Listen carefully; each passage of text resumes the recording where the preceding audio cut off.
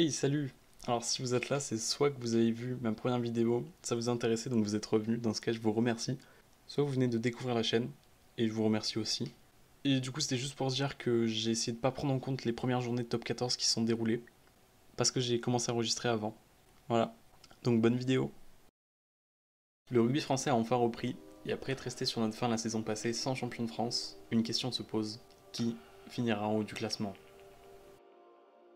Alors tout d'abord on commence avec le dernier du classement. Et cette saison, j'imagine Brive à cette position. Malgré la 11e place l'an passé et l'excellente saison de la Rangera, je les vois en tant que premier relégué. Les victoires contre Toulouse, Clermont et Toulon remontent à trop loin. Et ils n'ont pas réussi à récupérer des points importants face à leurs concurrents à la relégation. Une double défaite contre Agen, défaite contre Castres et Pau, match nul contre Bayonne et des victoires très courtes contre Pau et le Stade français au retour. La saison de Brive risque donc d'être vraiment compliquée. En deuxième position dans la zone rouge, je mise sur le Sporting d'Agen. Dernier ex-aequo la saison passée, Agen s'est se montrer dangereux lorsqu'il s'agit de jouer sa peau. Avec des défaites courtes contre Lyon, Toulouse et Bayonne, Agen va gagner ses deux matchs face à Brive. Ils sont allés chercher le match nul chez le Racing et ils avaient fait le travail au retour contre Stade français, Montpellier et Bayonne. La relégation semble quand même très difficile à éviter pour Agen. Et ça malgré les arrivées de Butin et Girondeau, le club reste à mon avis beaucoup trop faible contre les équipes du haut de tableau. Après un recrutement XXL en 2015, avec les arrivées de Conrad Smith et Colin Slade, c'est Pau que je vois la 12e position du classement. Le club a trop stagné au milieu de tableau et connaît une vraie baisse de volume ces deux dernières saisons. Une seule victoire lors des 8 derniers matchs la saison passée, et les départs de Colin Slade et Ben Smith. Pau me semble être un des candidats à la lutte pour la relégation. Une fin de saison catastrophique, mais tout de même quelques matchs encourageants. La section paloise possède juste d'après moi de quoi éviter la relégation. Après leur titre de champion de France en 2015, le Stade français a connu une vraie descente aux enfers. Ils étaient à 3 points de la zone rouge en 2018, ils ont été sauvés par le virus l'an passé, mais cette saison je les vois mieux faire. Ils ont très mal commencé la saison dernière, ils ont eu une crise au sein de l'effectif, mais ils ont quand même réussi à rehausser le niveau avant l'arrêt, avec des victoires contre Toulouse et La Rochelle, mais aussi un match nul à Montpellier. La révélation Kylian Hamdaoui et Gaël Fickou seront des éléments essentiels de la saison du Stade français. Surprise du début de saison de l'an passé, l'aviron bayonnais me semble pouvoir éviter facilement la lutte au maintien cette saison. Malgré une grosse baisse de volume fin 2019, Bayonne avait su reprendre la route de la victoire face à Paris et Toulouse. Cependant, il y a beaucoup de départs, dont Twikouvou à Brive, Tisserand à Montpellier, mais aussi des arrivées qui feront du bien, notamment avec des joueurs d'expérience comme Gaëtan Germain, ancien habitué du top 14, ou encore Hugh Pyle et John Ouja, des connaisseurs du bouclier de Brennus, respectivement avec Paris et Clermont. Je considère donc que Bayonne a toutes les armes en main pour réussir à se maintenir, le tout sans se faire peur. Et en 9ème position, je vois Castres. Un ancien habitué des places de barrage, le Castres Olympique a subi une très grosse perte de régime l'an passé. Ils ont fini 10ème avant l'arrêt du championnat, et notamment avec deux défaites très humiliantes en janvier. 43-3 à Mayol face au RCT et 27-0 à la maison face au Racing.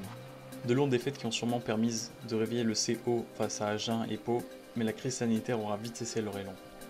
La saison prochaine ne se passera sûrement pas mieux pour Castres, avec les départs de plusieurs cadres comme Tulou, Caminati ou encore Capo Ortega, le capitaine symbolique de Castres, et cela ne les aidera pas à retrouver leur niveau des saisons passées.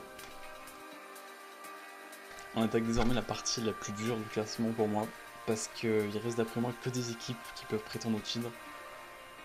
Et pour moi, l'un des déçus de cette course au titre, c'est le Stade Rochelais. 5ème l'an passé, une chute dans le classement me semble plutôt probable pour La Rochelle. C'est désormais un incontournable de la course au titre, et d'après moi, La Rochelle n'aura peut-être pas les ressources cette année pour prétendre au top 6. Avec pourtant une arrivée de Will Skelton, le double champion d'Europe en provenance des Saracens, le club devra faire face à beaucoup de départs, la liste étant vraiment longue, et pour en citer juste quelques-uns, Mori Valou, Ratez, Brock James ou encore Alexis Vallès. La course à la 6ème place s'annonce plus serrée que jamais, et d'après moi, les Bagnards n'auront sûrement pas les armes ni le mental cette saison pour y parvenir. Pour la 7ème place, je parie sur une mauvaise saison de Montpellier. Un peu retardataire l'an passé sur ses concurrents à la place qualificative, je vois bien le finaliste 2018 ne pas atteindre les places de barrage. Le club a su réaliser de bons transferts et a su remplacer les départs de ses joueurs importants, comme Stein, Nakusa ou encore Benjamin Fall. Ces départs n'auront à mon avis pas une très grosse influence sur l'ensemble de l'effectif. A noter aussi les arrivées de Rates, Tisserand et Verga et Gay, côté français, mais aussi de Renac en provenance de Northampton, et 2 recrues en provenance des Saracens, la Moussitele en tant que pilier, et Lozowski, lui, en tant que centre, qui est prêté au club. Dans l'ensemble, l'effectif est de très haut niveau, même si on peut avoir quelques doutes au vu des résultats la saison dernière. Seulement 6 victoires en championnat l'an passé, c'est une de plus que les 2 clubs de la zone rouge. Leur phase de poule européenne laisse vraiment à désirer, notamment avec 2 défaites contre Toulouse. Le club de Moed Altrad devra donc passer à la vitesse supérieure s'ils veulent espérer se qualifier. Montpellier et La Rochelle ont tous les deux les capacités de se qualifier pour les phases finales, mais à mon avis ces 2 équipes restent quand même un cran sous leurs concurrents, surtout mentalement. D'après moi, le qualifié de justesse pour les barrages ce sera l'ASM, une saison 2019-2020 plutôt moyenne pour un club de ce niveau. Pas très dangereux dans les grands matchs, seulement 2 victoires sur 7 face à des équipes du top 6. Leur saison en Champions Cup est plutôt réussie, avec une seule défaite à l'extérieur en phase de poule et un quart à domicile contre le Racing. Mais j'imagine leur saison tout autant compliquée en championnat.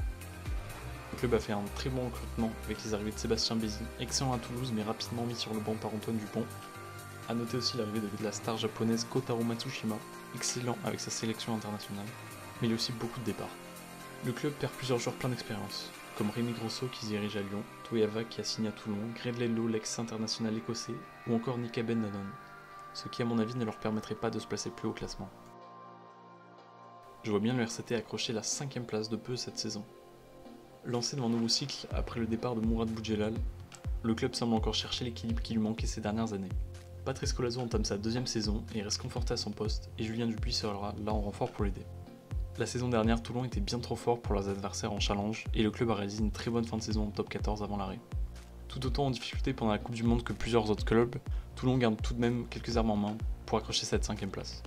Les périodes sans doublon pourraient faire très mal à leurs adversaires en 2ème partie de saison. Cependant, les résultats sans les cadres du club restent beaucoup trop hasardeux. Les matchs pendant les tests d'automne seront cruciaux. Et en 4ème place, je vois Toulouse. Dernier champion de France et un des 3 qualifiés en quart de finale de Champions Cup, notamment avec 6 victoires en 6 matchs, je les vois cette saison à peine plus fort que l'an passé en championnat. Fragilisés sans ces cadres pendant la Coupe du Monde, je les vois encore victimes de l'absence des internationaux cette saison. Avec des tests d'automne rallongés, la saison sera tout aussi difficile pour l'équipe d'Hugo Mollin. Le club devra miser beaucoup sur la 2ème partie de saison, mais aussi sur son effectif de très grande qualité. Les formes de Dupont, Colby et Ntamak seront cruciales pour accrocher la 4ème place. Il reste cependant pour moi un des meilleurs prétendants au titre cette année. Avec son équipe au complet, le Stade Toulousain est sûrement l'une des meilleures équipes d'Europe actuellement. 2ème l'an passé, avec 7 victoires lors des 7 premiers matchs, Lyon a su montrer qu'il était désormais l'un des grands prétendants au bouquet de Brennus. Très profiteur de la Coupe du Monde l'an passé, avec seulement 1 sectionné contre 13 pour Toulouse et 10 pour Clermont ou le Racing, Lyon a tout de même les capacités pour atteindre le podium. Le Loup possède un effectif très homogène, avec de très bons joueurs à chaque poste, mais aussi avec des ailiers d'une rare qualité offensive. Tuisova, Nakaitasi ou encore Grosso, fraîchement arrivés, sauront créer de nombreuses ouvertures dans les défenses adverses. Le tout aidé par les très puissants Mathieu Bastarou et Julien Galland, Pierre Mélanie a toutes les cartes en main pour rester sur le podium, et pourquoi pas, tenter de remporter le top 14. Il reste désormais plus que 2 clubs à placer, je les vois tous les 2 se qualifier pour les demi-finales du top 14, et un seul facteur m'a permis de déterminer lequel finirait le premier, c'est l'absence des joueurs internationaux. L'une des équipes est beaucoup plus touchée par ce problème, c'est pourquoi j'ai décidé de mettre le Racing en 2ème place. Très vite remonté au classement l'an passé après la Coupe du Monde, le Racing n'a, cette saison, jamais été autant armé pour prétendre au titre. Kamisha, Vakatawa, Finn Russell, Simon Zebo et désormais Cutley-Bill, Paris peut enfin espérer retrouver le Brennus.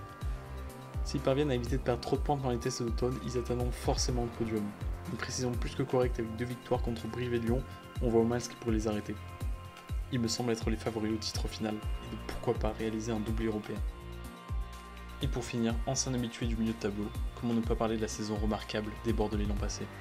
Un quasi sans faute en challenge, 8 points d'avance sur le Dauphin en championnat, 2 matchs de saison maîtrisés contre l'ASM et Biarritz, le départ de Semir Dara remplacé par l'arrivée du All Blacks Ben Lam en provenance des Hurricanes, Mathieu Jalibert étincelant la saison passée. Tout semble aligné pour que le bébé et Christophe Furios nous réalisent une autre saison fantastique. Et de cette fois, tenter de remporter le top 14.